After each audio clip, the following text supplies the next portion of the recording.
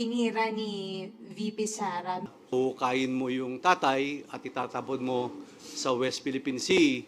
She should see a psychologist or psychiatrist. May nakikita ba kayo na parang signs ng psychological incapacity dun sa nangyari kay Vice President? Sir, sabi ni Attorney Sal Panelo kanina sa interview, hindi naman daw publicly sinabi ni VP Sara yon. Parang sa group chat lang daw yon.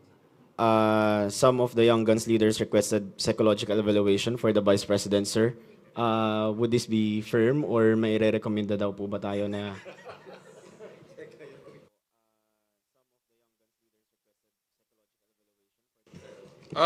Suggestion lang naman yun. Hindi naman, una-una, hindi rin naman ako pwedeng magrekomenda at wala rin akong kilala. Kasi parang, so far, parang okay pa naman ako. Pero the people have seen the interview. So parang may something. Ewan ko. Oo. Parang punong-puno ng galit, saka parang parang yung mga lumabas sa ating mga pahayagan, para talagang parang hindi ko alam kung may meltdown o may problema na nangyayari right before our eyes during the press con. Sir?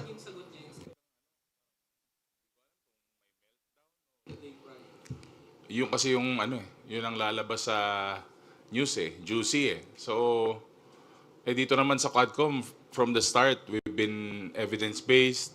Kung ano po ang mga lumalabas sa aming legislative inquiry, very clear po yun na yun po ang lumalabas at napapalabas po sa social media. But, again, baka it's another diversionary tactic.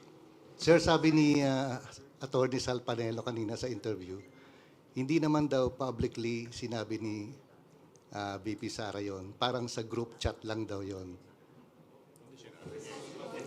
Doon sa sinabi na huhukayin nyo, yung paghukay. Hindi, magaling talaga siya sa ganun. Kasi siya yung official interpreter dati, nung dating Pangulo. So malamang ginagawa na rin niya dito ngayon. Sir, you mentioned parang punong-puno ng galit. Pwede bang? Ay, Yes. sorry, sir.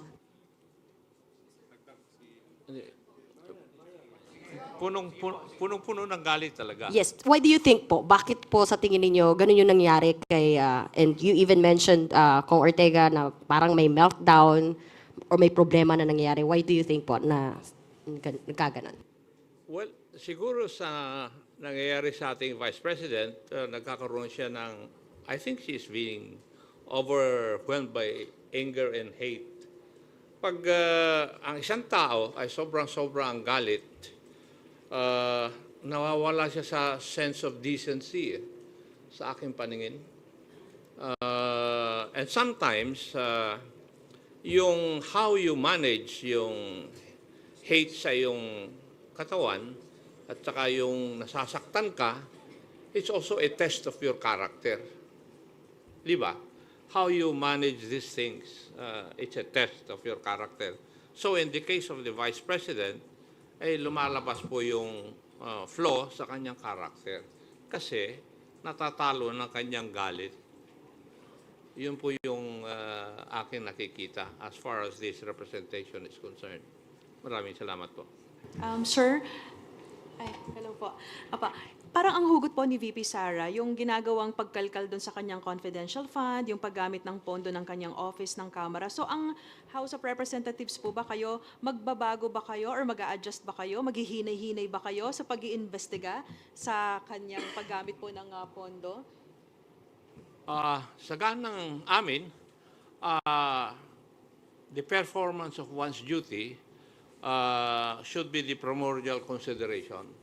Trabaho po namin yun And therefore, dapat walang let up to show what really happened and so far as the confidential funds of the Office of the Vice President and the Department of Education when she was still the Secretary. Kasi pag magbibigay po kami ng leeway, hindi po na yata in accordance with our mandate. Ganun po ang paningin namin doon. Sir, Before that, we'd like to acknowledge the presence also of our Senior Deputy Speaker, Dong Gonzales. Good morning. Okay, continue.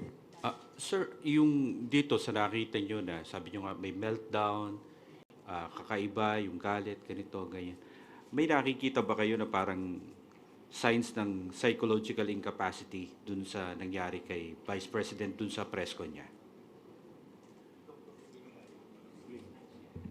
I think we would not be in a proper position to determine that. Siguro, it would be recommended that she should see a psychologist or psychiatrist. Kasi sila po ang expert dito hindi po kami. Hindi lang po si Pangulong Marcos and former President Apo Marcos yung, kumbaga, tinira ni VP Sara. Meron din po kasi siyang binanggit laban din po kay Speaker Romualdez na sinabi niyang embarrassment daw po ang ating House Speaker. As House leaders, ano pong masasabi po ninyo dun sa pahayag po na yun? That's her opinion. It's not the opinion of 120 million Filipinos. Di po ba? And she is entitled to her opinion. Sir, follow-up lang. Kasi yung embarrassment po is stemming from doon sa sinabi ni VP Sara na tumanggap daw po ng suhol si Speaker Romualdez. Do you know anything about this? Or what can you say about this po? Tungkol saan yun? She did not expound or elaborate po yung tungkol doon. Sa susunod daw niyang press con. Okay, so Pero, we will not be commenting on that. Kasi hindi naman namin alam kung ano suhol yan. Hayaan mo po muna mag-expound siya. Then we'll answer the issue about it. And second siguro, I'd just like to add now, just like what we have done with the Office of the Vice President, giving due courtesy to that office, ang unsolicited advice po is the Vice President should also give due courtesy to the office of the President and, of course, to the late Ferdinand Marcos Sr. Yun lang po. Kasi well in fact, for the record, napakaganda na pong binigay naming courtesy sa kanya nung she was invited during the Good Government Committee hearing. Well, in fact, he was allowed to speak while not taking her oath. So, yun lang po, unsolicited advice. Alam niyo po, sa totoo lang, pag nag-uusap kami ni Speaker, kasi po may survey na lumabas na mababasa sa Pampanga during those times, ang pinakiusap ni Speaker Romualdez sa amin na kung pwede tulungan si Vice President Sara sa Pampanga. Kasi nga, may kandidatong Kapampangan doon, si Kiko Pangilinan. At mataas si Kiko Pangilinan kasi Kapampangan. So, win-work out po namin yun. At from day one up to the proclamation, kasama po si Speaker Martin Romualdez. Ang kwento, lahat po, siya po ang nagmamalasakit kay Vice President Sara. Kaya nagtataka po ako, biglang bumaligtad, na kung hindi sa'yo, Speaker Martin Romualdez, hindi ako naging Vice President. Meron pong statement ganyan nung napanood po natin yun. Kaya sana po, hindi po natin alam kung ano ang nasa isip ni Vice President Sara at yun man lang sabihin mo na uhukayin mo yung tatay at itatapon mo sa West Philippine Sea. Ako po isang nasaktan bilang anak. Kung ako po si Senator Amy Marcos, sinabi sa tatay ko yon, palagay ko, hindi na po kami pwedeng magkita at mag-usap sa panahon na yon. Sasabihin ko, ibang klase na to, ibang usapan na to. So, sana po walang ganyang usapan. At yung ganyang naririnig kong mga salita, salita pag umiinom sa kanto, sa barangay, paglasing na, biruan lang yun, di ba? Pero walang ganyang Parang wala pong ganyan. Medyo, ako po, honestly, after yung press conference niya, meron po, nasa palasyo po ako, birthday po ni E.S. Bersamin. Pero gusto kong sabihin sa presidente, pero hindi ko po nasabi kasi baka ayaw po niyang marinig yun. Pero deep inside in my heart, ako po talaga nasaktan doon sa sinabi niya. Because I'm also, anak po ako eh. Hindi na po ako makakakita ng tatay. Isa lang po ang tatay ko. Tapos sasabihin po sa tatay ko yun, uhukayin niya at itatapon niya. Ay, palagay ko napakasakit po nun. So bilang isang Kristiyano, bilang isang batang pinalaki sa maayos, palagay ko foul po yun. Salamat po. Thank you. I would like to acknowledge also the presence of the chairman of the Committee on Human Rights, our co-chair sa Quadcom, Congressman Benny Abante. Good morning. Mr. Chair, in addition to that, na sinabi po ni SDS, alam nyo, kahit pagbalik-balik na din natin ang mundo, yung ating pong former president, si Ferdinand Marcos Sr., malaki po nagawa niya sa bansang Pilipinas. Kahit sabihin na natin na inakusahan siya na diktador, at napatalisik siya ng ating pong mga kababayan. Pero at the end of the day, we have to accept that he made a lot of things for the Filipino people. At yung pong pagsasabi na huhukayin siya at itatapon sa West Philippine Sea, medyo parang sa mga nagmamahal, lalo na yung mga Marcos loyalists, na nakita natin na talagang pinaglalaban yung ating pong dating Pangulo, napakasakit po nun. And we have to be careful with our statements, Kasi hahabulin tayo ng panahon at pagkakataon. Like for example, yung ginagawa po na statements ng ating pong dating Pangulo, si Rodrigo Roa Duterte, ngayon hinahabol na po siya ng sitwasyon. We hope that this will not happen to the Vice President. But definitely, somebody might file a case against her. At nobody can prevent that dahil nga wala namang immunity ang ating pong Vice President. Masakit po yung mga ganitong klaseng salita na hindi naman po dapat nasabihin na nanggaling sa isang opisyal ng ating bansa.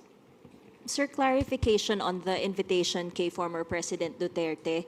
18 pa po yun, October 18, yung reiteration ng invitation ninyo. Meron na po bang feedback from the PNP kung na-deliver man lang po doon sa bahay itong, at may nag-receive nitong invitation?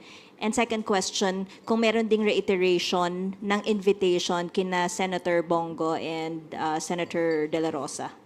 Well, kasi dun sa previous invitation that we sent, I think, kundi nga ako nagkakamali, during the second or third Quadcom hearing yun, open-ended yun until we conduct these hearings.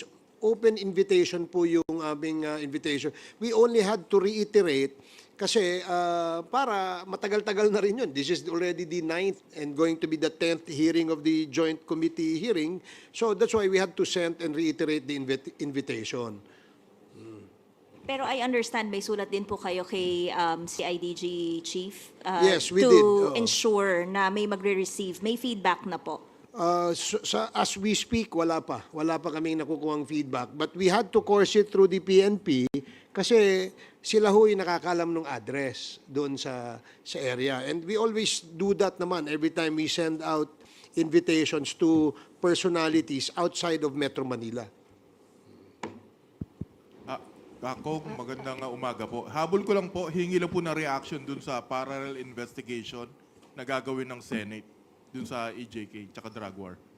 Well, kami, I'm sure narinig nyo na yung aming opinion tungkol dyan. Kami sang-ayon din kami dyan. No? In fact, mas maganda nga na magkaroon din ng isang parallel investigation dahil wala namang prohibition sa aming rules. And because of merong ganyang klaseng parallel investigation, we do expect that in sync ang lower house at saka ang Senate dito sa usapin tungkol sa EJK. We really have to come up with a law para matigil at hindi na mangyari po itong mga ganitong klaseng extrajudicial killings. Now, my opinion, I'm sure my colleagues here, my co-chairs, meron din silang sariling opinion. Ang opinion ko, kung merong ang Senate, meron din ang House, ba't hindi dala natin pag-isahin, parang BICAM.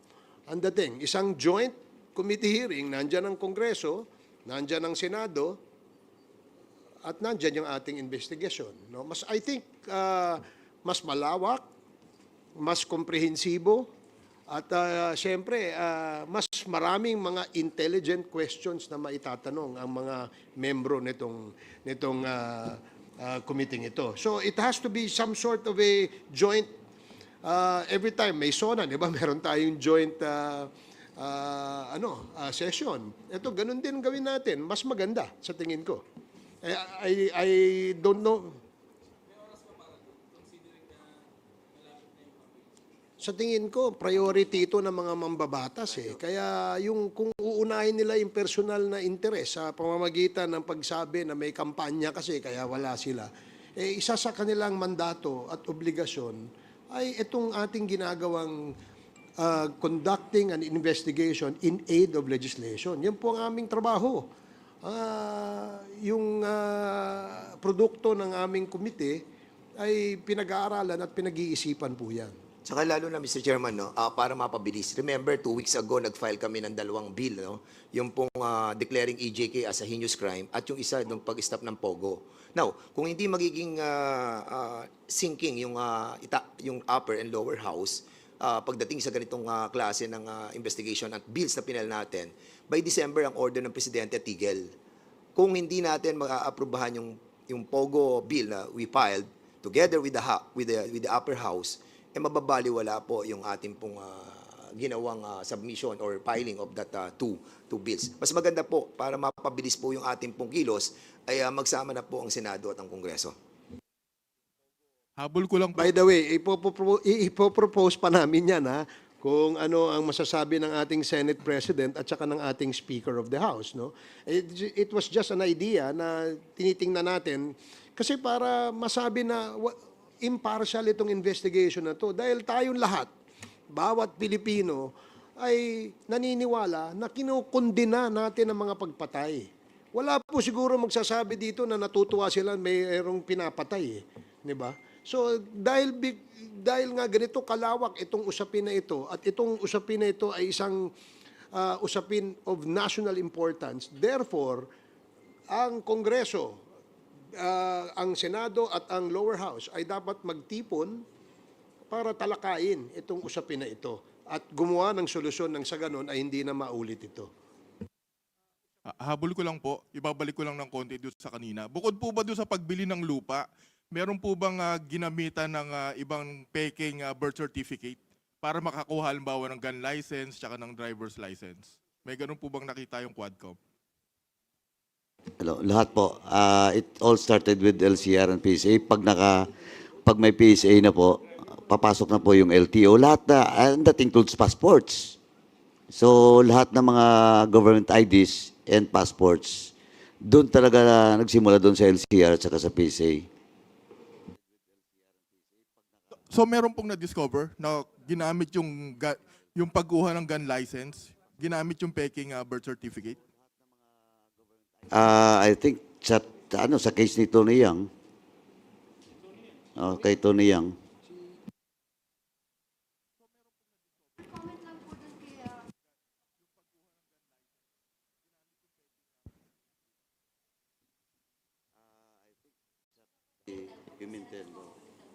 Recommendation is Cudero. Recommendation yata ni SP yan, ano? And of course, we respect that dahil sila naman po ay bound by their rules. Eh. Ganon din kami dito sa House.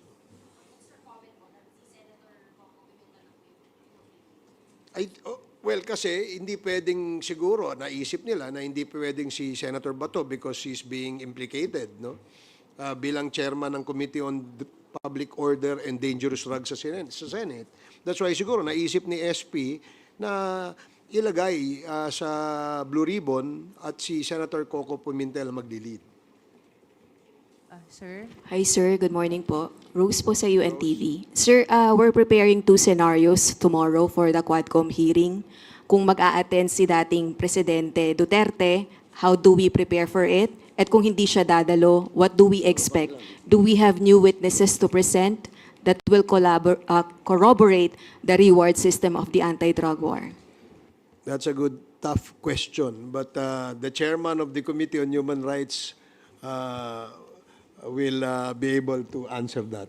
Congressman Benny. Magandang umaga po. Sorry sa pagiging late. Anyway, bilang chairman po ng Committee on Human Rights, noon pa, nais na namin imbitahan ang ating dating Pangulo to appear. No? Not a person na inaakusahan namin, kundi bigyan ng linaw talaga ang lahat ng mga bagay na ito. Particularly yung EJK. Pagkat binanggit naman ni Colonel Espinido at ng mga ibang mga kapulisan natin na talagang may EJK. Ngayon, kung halimbawa hindi makakadalo ang Pangulo, ine-expect namin siyang dumalo sapagkat sinabi naman niya sa media na if he is invited, ay darating siya. Kaya palagay ko sa akin po, walang pagdududa na he might come. Kung di siya tumating, meron pa po kaming mga witnesses na talagang magsasalita patungkol sa mga bagay na ito. Chairman, padagdag ko lang po. Actually, yung invitation ng Presidente nung nakaraan pa yan, and to invite him once again in tomorrow's hearing is just normal, no?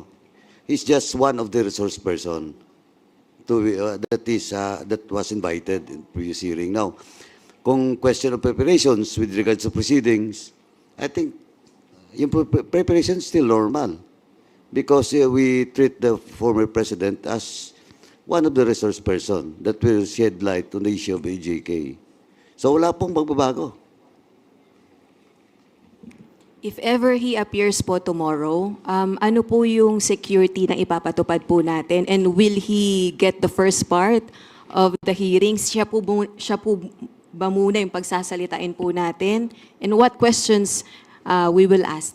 First, question of security, that's not us, but the Sergeant at Arms, no, in coordination with the PNP. Second, if he will be the first or the last or in the middle, sabi ko na nga, we will treat him as part of the resource person. So, depende po yan sa mga members, no, na magtatanong.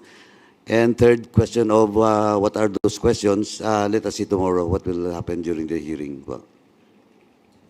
Dagdagan ko lang din, no, na of course, we will afford him the courtesy due to a former president, no. Alam niyo naman dito sa Quadcom, nirerespeto naman natin yung rights ng ating mga resource persons at ng ating mga witnesses. Taliwas diyan sa iniisip ng iba sa pagbabati ko sa amin na we do not daw respect the individual rights of our witnesses as well as our resource persons, no. Of course, they have all the right, no, that we will extend to them. Kasi lalo na yan, na dati pong Pangulo si former President Duterte. So definitely, we will respect him as a person and respect his former office as the President of the Republic of the Philippines. Let me add, no, sa akin naman, more than asking any educated question, we would like to listen to his educated answer. Ibig sabihin, we're willing to listen. Di ba? I mean, for him to explain to us yung war on drugs, we're willing to listen.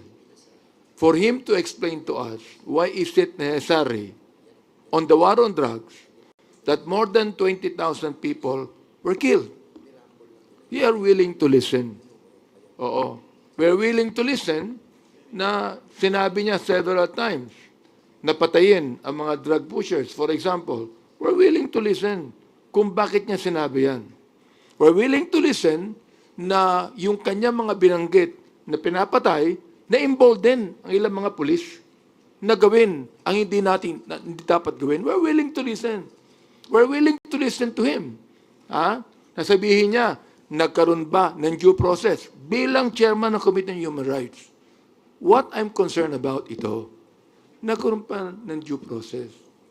Nagkaroon ba na tinatawag natin sa konstitusyon na binigyan ng pagkakataon kahit mga suspect yan na hindi natin binibilang na mga kriminal unless proven guilty. Bilang ang ating dating Pangulo ay piskal. naniniwala po siya sa due process. Naniniwala po siya na dapat bigyan ng pagkakataon ang mga suspect, kahit mga drug lord pa yan. We're willing to listen. We're willing to listen kung bakit more than 7,000 ang mga pinatayan ng mga drug pushers sa mga maliliit. Pero yung mga malalaking drug lords, buhay pa hanggang ngayon. That is what we would like to know.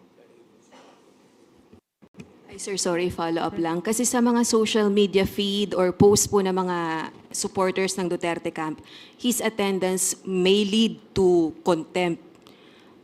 Yung pong respect that the Quadcom will accord the former president, is that enough assurance for him not to be contempt?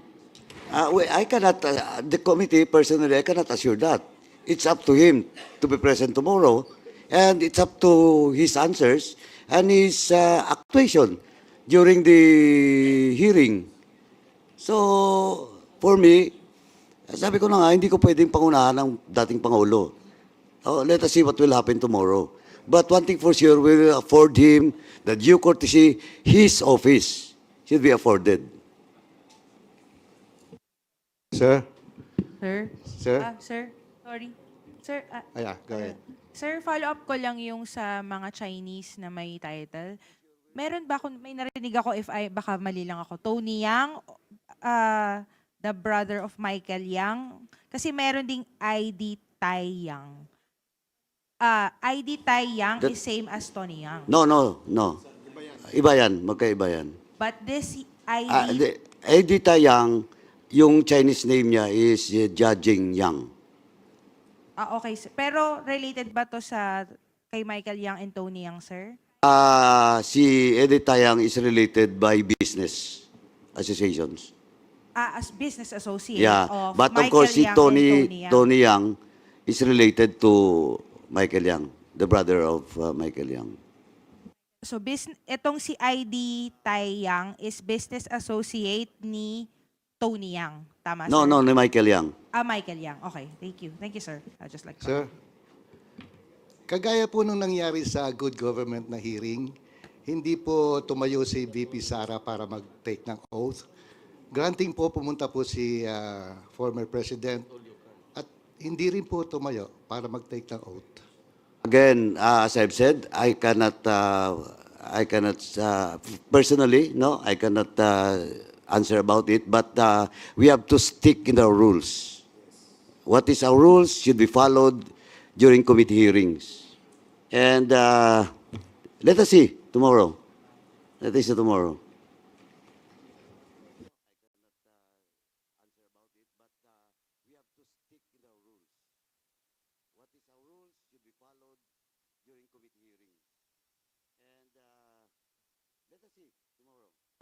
Bakit ang konti ng mga tanong nyo? Himala. Okay, sige, okay. So maraming salamat sa ating mga kaibigan sa media. Thank you. Yeah, you still have one more question, Rose? Okay. Sir, magko-comment lang si Rose na parang namumula po kayo. Hindi, walang tulog eh. Di ba, we're supposed to be on vacation? Di ba? Nagtanim ako dun sa amin eh, kaya mainit eh. Ako, palagay ko yung tanong kanina, palagay ko mas civil si the former president kaysa kay vice president. Palagay ko, magte-take ng oath yan. Mas civil siya eh.